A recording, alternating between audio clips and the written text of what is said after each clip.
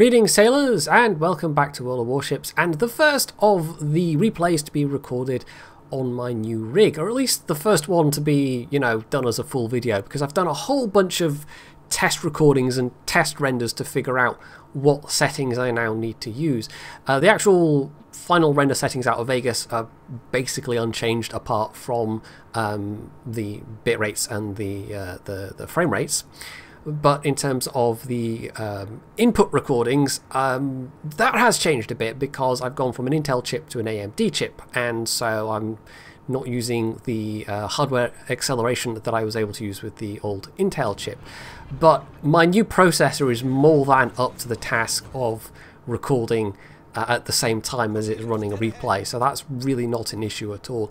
I do have the option of hardware assisted recording with my graphics card, and this is one of the things I was testing out.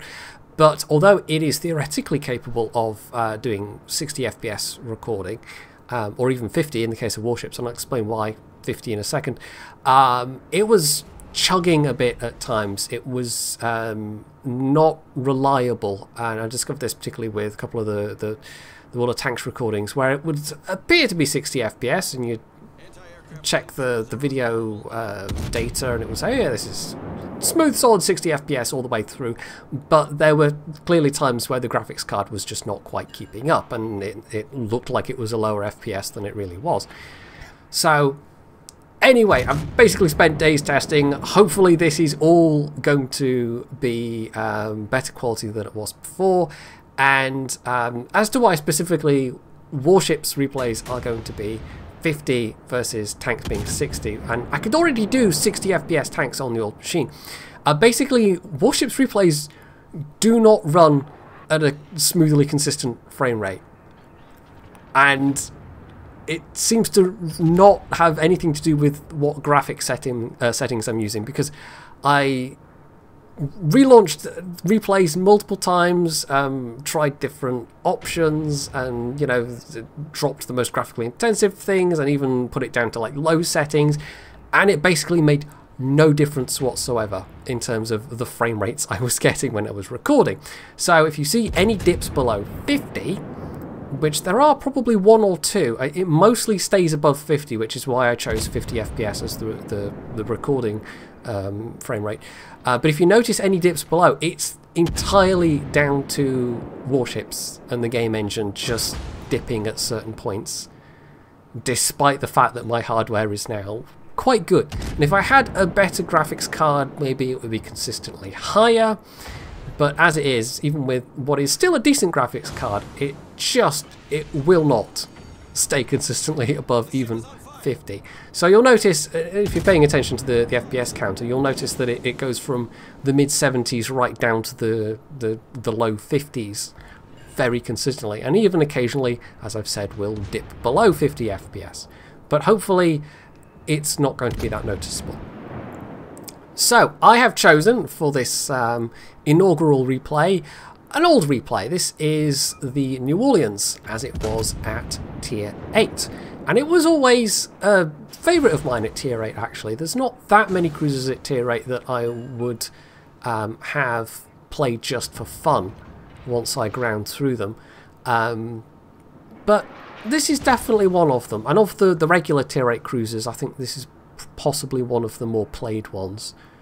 Of the, you know, if you include premiums as well, we're starting to talk about things like the Otago and the Kutuzov, then yeah, there's some very good machines in there also. But yeah, no, I liked the old Tier 8 New Orleans, and it's still going to be a good ship at Tier 7, certainly, but it's not going to be nearly as sneaky because you don't get the concealment module anymore, and of course you've lost radar, so you don't have that bit of functionality that you used to have. So I've already lost a fair chunk of health, but my first couple of salvos were very nice in this game. The 8-inch ammunition that the Americans get, it's quite kind of nicely in the middle compared to a lot of nations. Both the AP and the HE are very decent at what they do. Neither of them is like the best. The German 8-inch AP, of course, is superior in some regard. And then you look at, say, the Japanese 8-inch HE, which has a really good fire chance. And I'm trying to think if it's probably faster velocities. It will do, surely, have a faster velocity than the US stuff. It's just, I don't know, it doesn't suffer any penalties particularly. So both the AP and the HE are shell types you should be using depending on the circumstances, which was what I was trying to do in this one. Although, looking at it, and this is a replay from probably last year even at this point, when would this be? This is from last August apparently, so better part of a year ago actually already. What was I saying? I've completely forgotten. I think I was going to say something about the velocities were catching me out sometimes. So some of the shooting in this isn't quite as good as it could be, but I felt overall it was a decent game, or else, you know, I wouldn't have saved the replay. So you'll have noted at the start perhaps that this is pretty terrible matchmaking for tier 8s. Myself and Hildebrand there, who is in the Kagero, are right at the bottom of the team list, and he is the only destroyer as well, which is an extra complication for him. Well, definitely an extra complication given that there's a tier 10 carrier in play, and so both of us have to be cautious. And there are some other tier 8s, but I think the rest of the tier 8s are all battleships. So I am probably the squashiest thing here. Although this ship isn't quite as squashy as it used to be. But still, I don't particularly want to be getting into a head-on fight with anything if I can avoid it. It is a relatively manoeuvrable ship, this though, so you can dodge and weave and duck and try and bait incoming fire quite effectively compared to something like, say, the Chapayev, where you much more have to keep people at an arm's length, because otherwise you're going to get into trouble very quickly unless you get quite lucky. Now typically this map, and I said it in the chat right at the start, although that bit got cut off because there wasn't really much happening.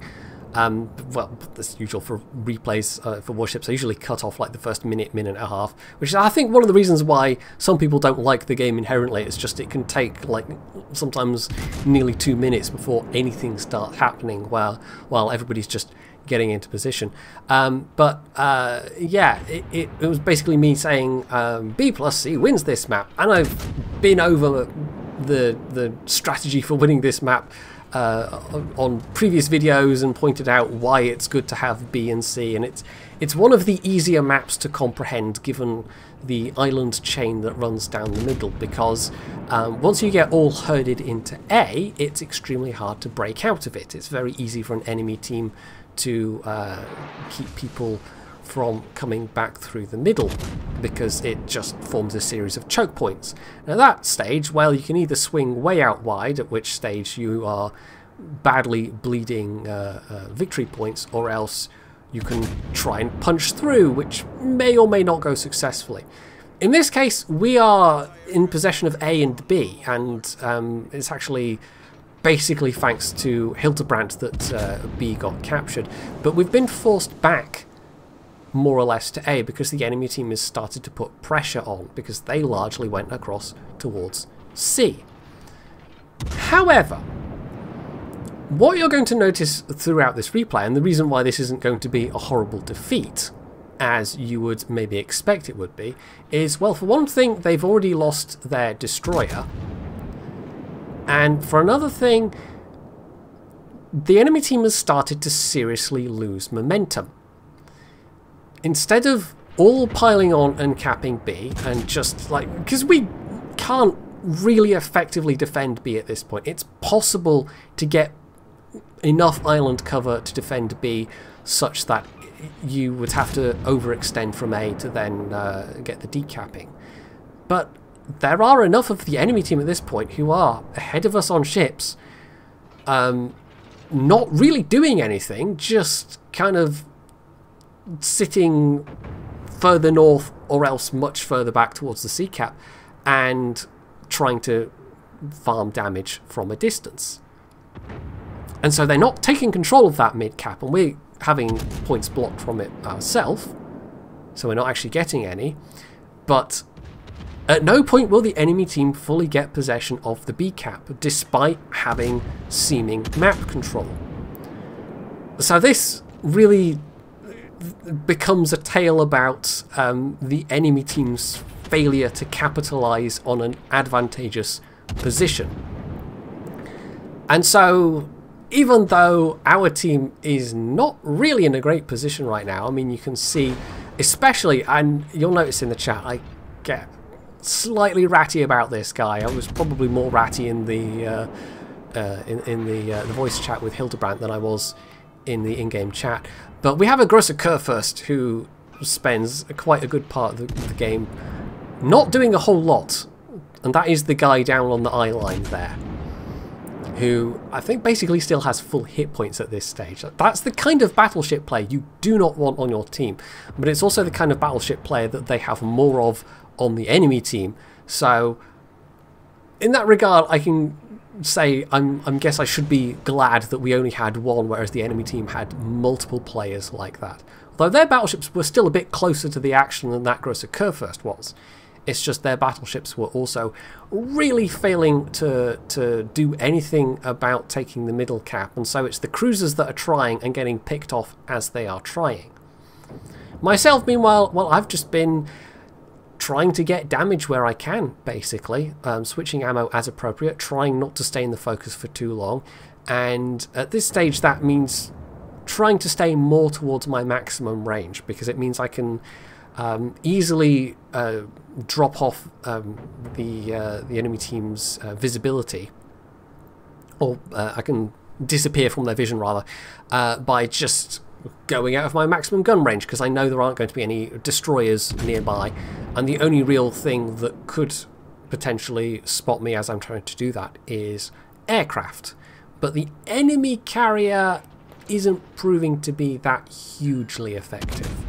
So they're not that much of a threat, which is a good thing, because despite having used a defensive already, I mean, I completely failed to pick up any plane kills at the start, and I was more hoping to just disrupt the drop on Hildebrand, but I think I might have triggered it just slightly too late to do that. So yeah, the AA power of my ship and having the defensive, it really didn't turn out to be much of a factor either way in this game. So Hildebrand landed some very nice torp hits onto that North Carolina. The enemy team, as you can see, we've now swung it back in our favour. They have just face planted so hard.